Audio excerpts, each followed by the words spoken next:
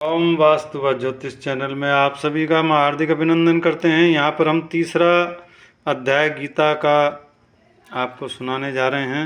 श्रीमद् भागवत गीता का हमने तीसरा अध्याय का महात्म बतलाया हुआ है, वो डाला हुआ है वीडियो, और अब हम इसको तीसरा अध्याय आपको सुनाने जा रहे हैं।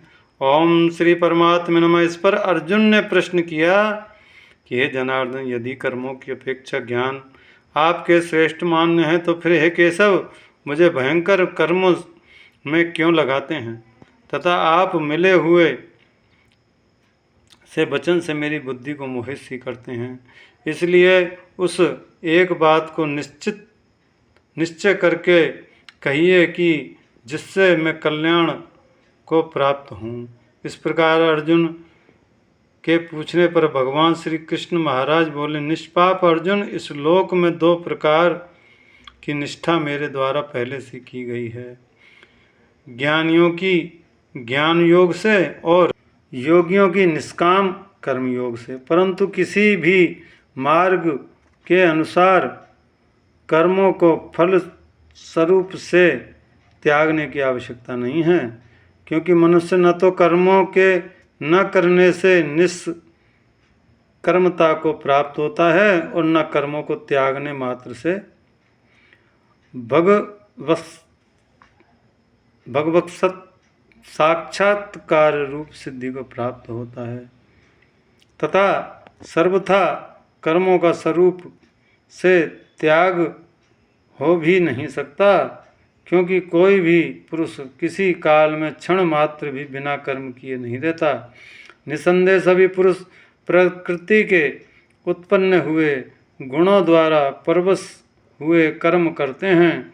इसलिए जो मूढ़ बुद्धि पुरुष कर्म इंद्रियों को हठ से रोककर इंद्रियों के भोगों को मन से चिंतन करता रहता है, वे मिथ्याचारी अर्थात दंभी कहा जाता है। और हे अर्जुन, जो पुरुष मन से इंद्रियों को वश में करके अनासक्त हुआ कर्म इंद्रियों से कर्म योग का आचरण करता है, वह श्रेष्ठ है। इसलिए तू शास्त्र विधि से नियत किए हुए सर्व धर्म रूप कर्म को कर, क्योंकि कर्म न करने की अपेक्षा कर्म करना श्रेष्ठ है, और कर्म करने से तेरा शरीर निर्वाह भी नहीं सिद्ध होगा। हे अर्जुन, बंधन से भय भी कर्मों का त्याग करने योग्य नहीं है, क्योंकि यज्ञ अर्थात विष्णु के निमित्त किए हुए कर्म के सिवा अन्य कर्म में लगा हुआ ही यह मनुष्य कर्मों द्वारा बंधता है।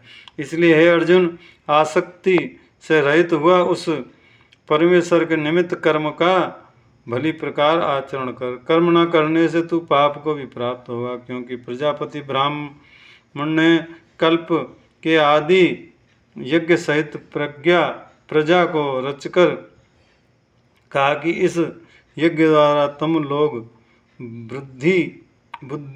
वृद्धि को प्राप्त हो, और यह यज्ञ तुम लोगों को इच्छित कामनाओं के देने वाला होवे, तथा तुम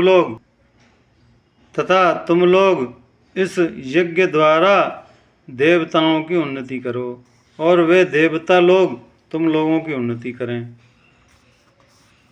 इस प्रकार आपस में कर्तव्य समझकर उन्नति करते हुए परम कल्याण को प्राप्त होगे, तथा यज्ञ द्वारा चढ़ाए हुए देवता लोग तुम्हारे लिए बिना मांगे ही प्रिय भोगों को देंगे। उनके द्वारा दिए हुए भोगों को जो पुरुष इनके लिए बिना दिए ही भोगता है, वह निश्चय चोर है।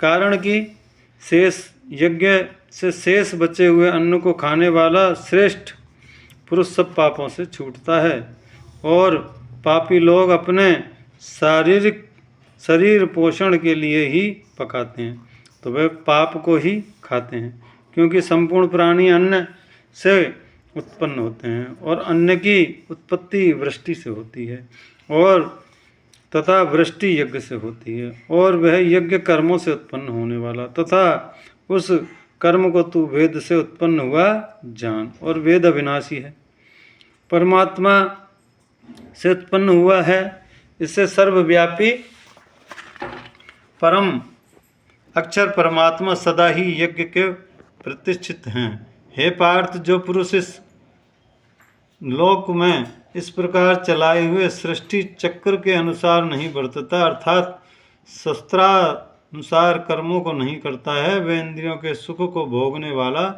पापायु पुरुष व्यर्थ ही जीता है। परंतु जो पुरुष आत्म में प्रीति वाला और आत्महित में तृप्त तथा आत्मा में संतुष्ट होवे, इसके लिए कोई कर्तव्य नहीं है, क्योंकि संसार में उस पुरुष का किए जाने भी कोई प्रयोजन नहीं है और ना ही किए जाने से कोई प्रयोजन नहीं है, तथा इसका संपूर्ण भूतों कुछ भी स्वार्थ का संबंध नहीं है। तो भी इसके द्वारा केवल लोक हितार्थ कर्म किए जाते हैं।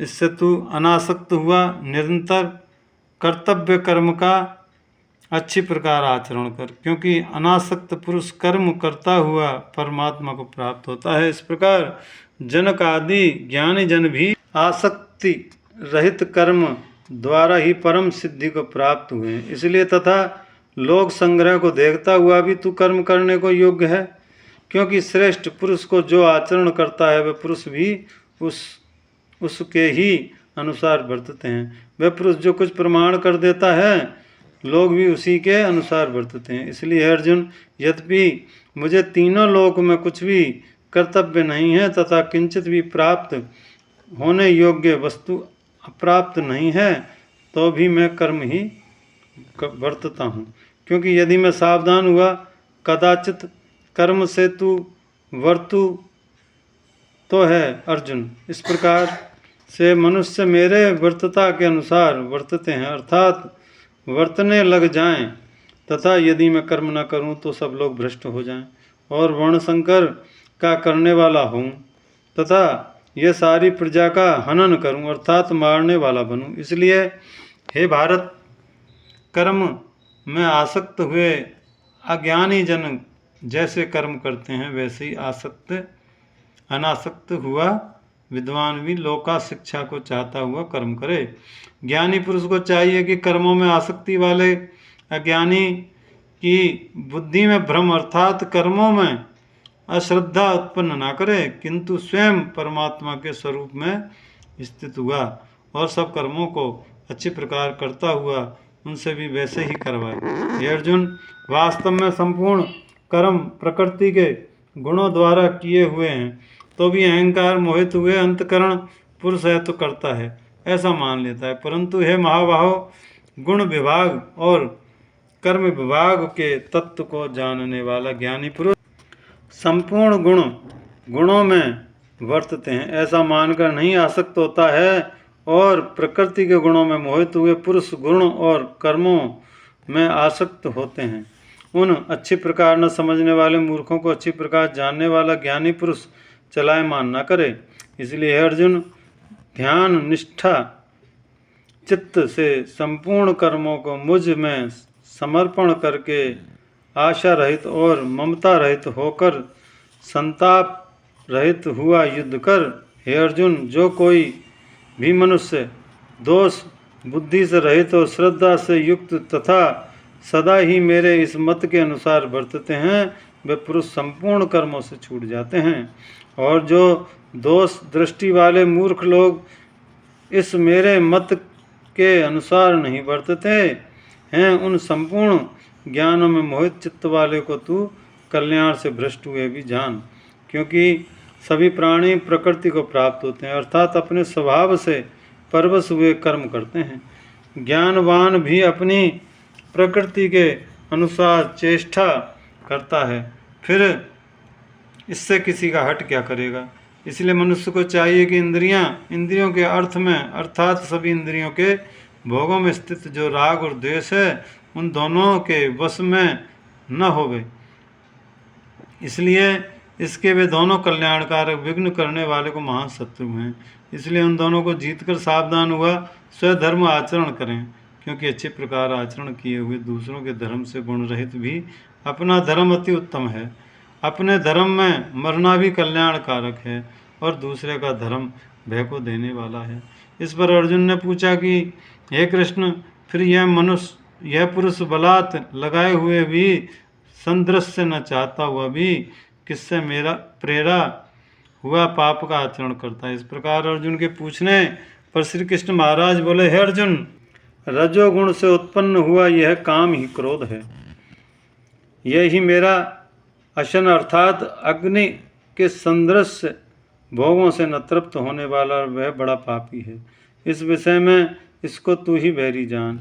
जिससे धुएं से अग्नि और मल से दर्पण ढक जाता है तथा जैसे जेर से गर्भ ढका हुआ है, वैसे ही काम के द्वारा यह ज्ञान ढका हुआ है। और हे अर्जुन, अग्नि संदृश्य न पूर्ण होने वाला कामरूप ज्ञानियों के नित्य बैरी को ज्ञान को ढका हुआ है।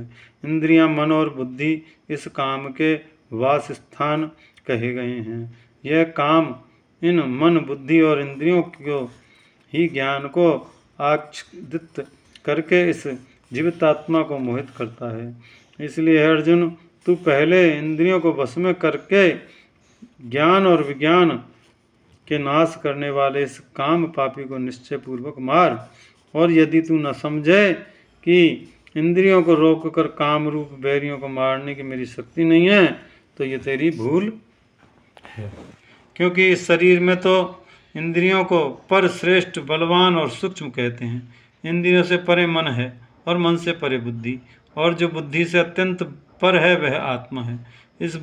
इस प्रकार बुद्धि से पर अर्थात सूक्ष्म तथा सब प्रकार बलवान और श्रेष्ठ अपने आत्मा को जानकर ये बुद्धि के द्वारा मन को वश में करके, हे महाबाहो, अपनी शक्ति को समझ इस दुर्जय काम रूप शत्रु को मार। ओम श्री नारायण नारायण। यहाँ पर ये तीसरा अध्याय समाप्त होता है। नमस्कार।